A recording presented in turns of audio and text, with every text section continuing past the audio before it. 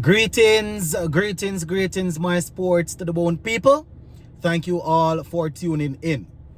Now, I don't know how many of you guys got a chance to see the South Africa versus England game earlier today. It was very entertaining. Not too sure how England allowed South Africa to wiggle their way back into that game. But yeah, South Africa, they were able to get back into the mix and they secured victory. Going to talk about it, gonna give you that recap. Plus, we're gonna take a look at the keys to victory as the West Indies will be taking on the United States of America in a little while from now. Give a listening ear until the end. Let me know what you all think.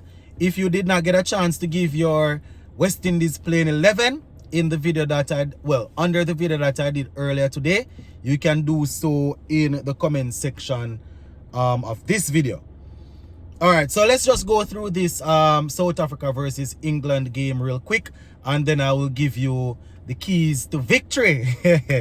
All right, so South Africa, they won the game by 7 runs. Yes, 7 runs. Now, it was South Africa that batted first, and they scored 163 for 6. 163 for 6. I personally thought that it was good bowling by England to restrict them for under 190 based on how the pitch was looking. So South Africa, the bowlers, they did well in the back end. I think they won the game right in the back end there when they got rid of Harry Brook. You know, they got rid of Harry Brook and Jaffa Arch and Sam Curran. They were there at the crease, but they were unable to get their team across the line. So before we go into that though, South Africa batting first, we saw Quinton de Kock getting some runs. He got 65 from 38, 4 fours and 4 sixes, strike rate of 171.1. His opening partner Hendricks, he made 19 from 25. Klassen, he didn't make much, he made 8 and was run out. David Miller was brilliant. He made 43 from 28, 4 fours and 2 sixes, strike rate of 153.6. Now, Captain Aiden Markram, he didn't do much either. He made 1. Tristan Stubb was left not out and 12. Right, so that is basically how it went. The main contributors there for South Africa. Now, bowling for England, Jaffa Archer, he had 3 for 40. 3 for 40. You know, he started off a bit rough and then he sort of wheeled it back in the latter stages. 3 for 40 from his 4 overs. He was supported by Moeen Ali and Adil Rashid, who both picked up a wicket apiece. So 163. Now, England, they were only able to muster 156 for 6 after a very good start. I mean, they lost Phil Salt early, but Josh Butler, he batted well, right? Butler, not even Josh Butler, Harry Brook. Harry Brook batted well and was looking to secure, to rescue the innings, but it didn't work out too well. Now, Phil Salt made 11, Butler made 17, Johnny Bairstow 16, Moeen Ali made 9. So the first 4 batsmen, they didn't do too well at all. They all got starts based on what I am seeing here. Well, I watched the game based on what I saw, but you know, they just were not able to push on.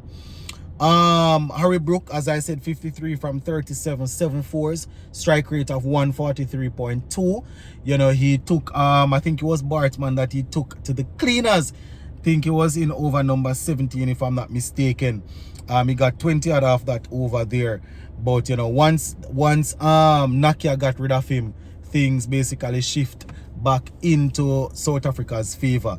Liam Livingstone, he was doing pretty well also. He got 33 from 17 before Rabada took care of him.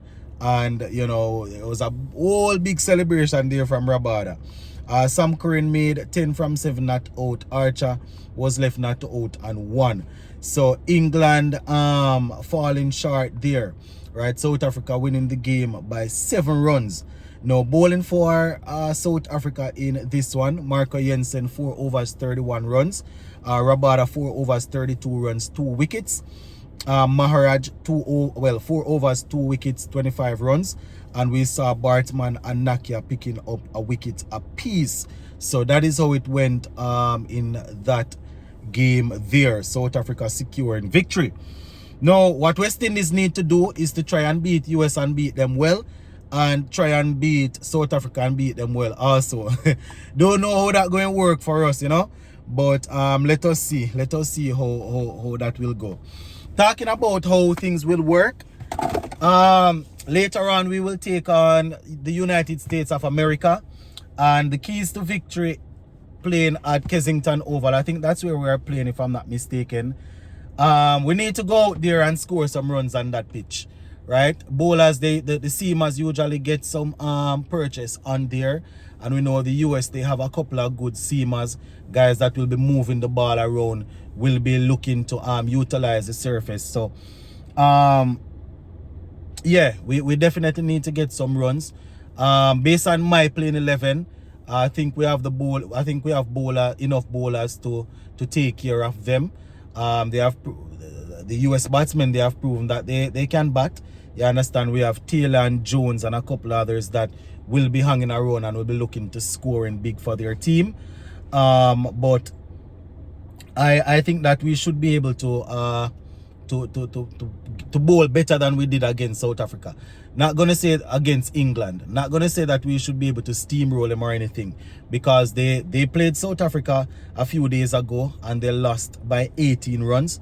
I personally thought they were going to win the game at one point based on how it was coming down. You understand? But they ended up losing that game. So we have to be careful. If we're batting first on that pitch, I'm not sure how things gonna play, but we have already seen that this team, they have the ability to score fast and score big. So if we're batting first, 190s, you understand? And that is probably good against their bowling attack, because they have a couple of good bowlers there. You know, I'm not going to pretend as if they don't have some good bowlers. You know, so if we're batting first, we can't score 160, 170. We need to get 190. And this is something that we said prior to the World Cup, that the batsmen will always have to look to give the bowlers something extra to work with. So if the pitch is offering 180, our batsmen need to look to score 190, 195. You understand? So that is basically how we are looking to do it. I'm bringing in Obed Mackay in my team. If you saw my playing 11 prior to this video. So if they are batting first, I'm looking to pick up early wickets, looking for Obed and Akil to both strike in the power play. So, you know, we are looking to restrict them if they are batting first for 170, 175, nothing more than that. I'm always sticking in and around that number, 170, 175. You understand? That would be good for our bowlers. You know, if they get them for anything under, I would appreciate it, but I'm looking for that. In terms of the bowling, the feeling needs to be on point as usual. I always say that. You know, we can't have 2 catches going on. We can't have 2-3 catches going on. We can't have people misfeeling balls. You know, this is where it all counts. This is crunch time now, as they like to say. So we definitely need to see the guys going out there and getting the job done. So the keys to victories are always you know, the same or similar. You understand? We just need a good start. The power play, we need to go out there and you know, whenever we get a good start in the power play, the guys that follow, they usually just slot in. You know, so if we can get 60 off the power play, I mean, we take it. I would take it. If we get 60 and we lose a 1 wicket, I would work with that. You understand? And then, you know, we're looking for Puran to continue to push. This is a pitch that will be you'll be able to trust the bounce, I imagine. Not something that's going to be slow and lagging, you know. So the guys that like to play their shots should be able to trust the bounce. They should be able to trust you know, the trust themselves. They should be confident in the shots that they are going to be looking to play. I have Hope and Charles opening. You understand? Charles, I have said it before, you know, when it comes down to power play, You're looking for somebody. You're looking for one of the guys to always be scoring and scoring fast. We don't. Me don't need Charles. I don't need Charles making 30 from.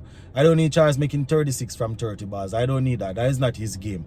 We have Rastan Chase in the middle to do that if it's necessary. I don't need him doing that. You understand? And then Puran coming after him and doing the same thing. We don't want that. We don't need that. You understand? So one of them, if it's Charles or Hope, obviously Hope is there, so Hope is gonna take on the Brandon King role. And this is if King is not fit. Hope is gonna take on the Brandon King role, looking to score, yes, but also looking to bat long, to be the one to stay out there long. So that's pretty much it, my people. This is a lot of talking. Gonna leave it right there. Gonna be in the comment section listening to looking at what you all have to say in terms of what we need to do to get this one done. Big up.